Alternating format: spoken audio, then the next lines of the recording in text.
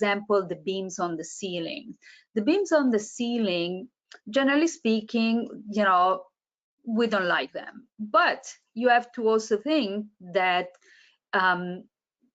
in the old days, when they talk about beams on the ceiling, they were actually talking about structural beams. So those were really large beams.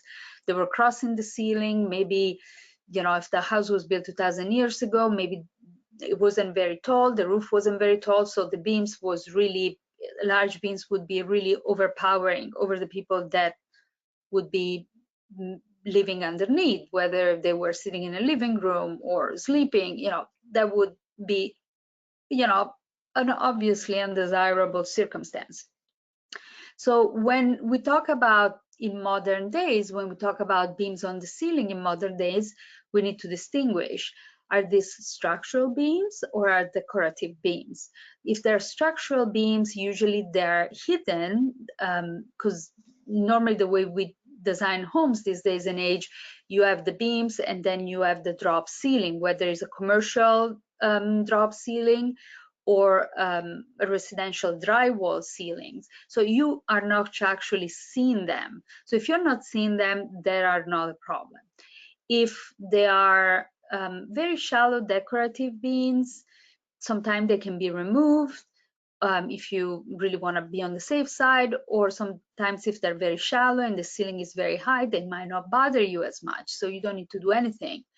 I've seen some really strange cases where the beams were very randomly, you know, crossing the ceiling everywhere, and so those were not really the greatest thing. But if we have, for example, a restoration of an antique building, and so they might have exposed structural ceilings, structural beams, we might be able to cover them or we might not be able to cover them. It also depends how high your windows are, because if we have very tall windows, we might not be able to lower the ceiling. So these are all considerations that we need to keep in mind when we are addressing something like that.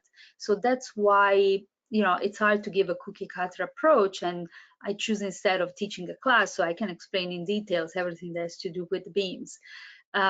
And the other things that I wanted to also mention is that sometimes they might not be a problem, because you might have a large room with a beam on one side of the room and your bed might be on the other side of the room, and so it's really not affecting the person.